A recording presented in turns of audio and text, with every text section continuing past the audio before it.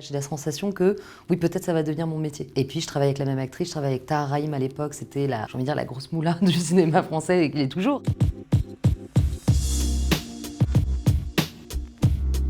Salut, c'est Rebecca pour le format replay de Melty. Et le danger, c'est parfois la mort.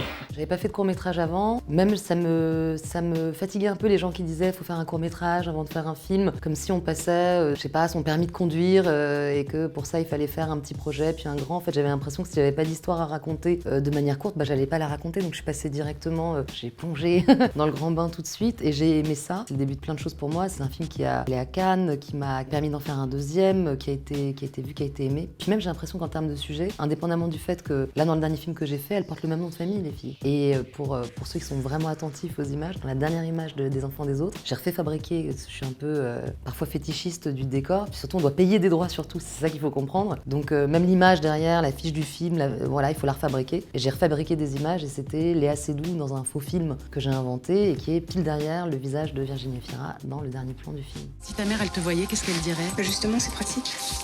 Elle me voit pas.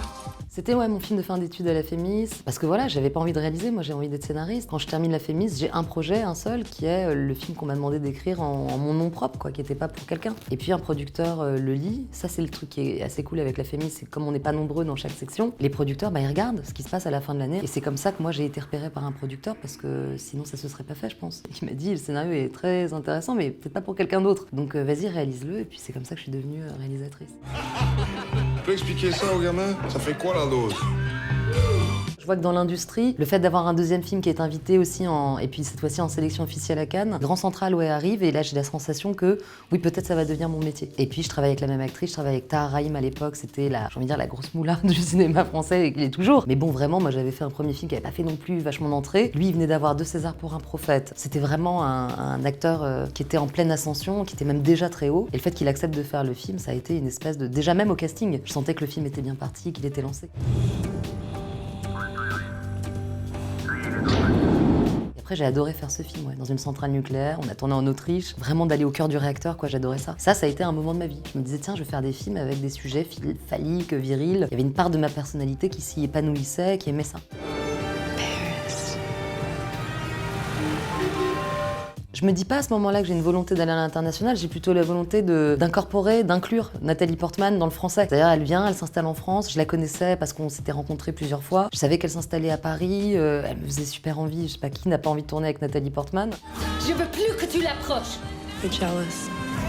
Nathalie qui ramène Lily Rose Depp. J'ai name droppé Nathalie sans dire Portman pour la jouer devant vous. Elle arrive effectivement avec Lily Rose Depp en me disant il y a un rôle de petite sœur pour elle dans le film. C'est elle qui la regarde, qui la voit. Alors que je connaissais pas son existence, elle était toute jeune quand elle est arrivée dans le film. Voilà, ça a été un casting super scintillant et j'ai adoré faire ce film en reconstituant tout. Pour les stages, t'as rempli le tableau?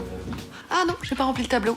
J'avais envie de rebosser avec Roche Dizem, on venait de faire Les Sauvages, une série dans laquelle on s'était adoré. Et on s'est rendu compte qu'on lisait le même roman en même temps, qui était un roman de Romain Gary, qui s'appelle Au-delà de cette limite, votre ticket n'est plus valable. Il parle d'impuissance masculine. Donc rien à voir avec le film qu'on a fini par faire. Mais voilà, c'était un point de départ, c'était travailler ensemble. Puis je me suis rendu compte que voilà, j'allais faire quelque chose de plus intime. Et la grande différence de ce film avec les autres, c'est que j'ai raconté quelque chose de vraiment personnel, sans tourner autour du pot. Et en même temps, c'est peut-être parce que je raconte quelque chose de super intime qu'on prend le risque de toucher plein de gens et que plein de gens se reconnaissent dans le film. Pourquoi Rachel est tout le temps là? Moi, je veux qu'elle s'en aille.